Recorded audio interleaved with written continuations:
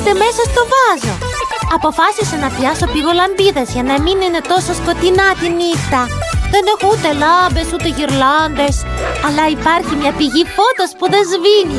Οι πηγολαμπίδες. Έχω μια ιδέα. Μπορώ να διακοσμήσω το εσωτερικό της σκηνής μου. Θα βάψω το χαρτόνι.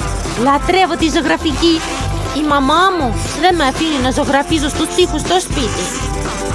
Εδώ μπορώ να ζωγραφίζω όσο θέλω. Πολύ όμορφο έγινε. Έφτιαξα μια γυρλάντα από λουλούδια. Θα την κρεμάσω από πάνω. Μυρίζει τόσο ωραία εδώ. Και βρήκα το τέλειο κούτσουρο. Μπορώ να καθίσω πάνω του. Τέλεια. Α, είναι μυρμήγκια. Τι εφιάλτης. Όχι, όλο το κούτσουρο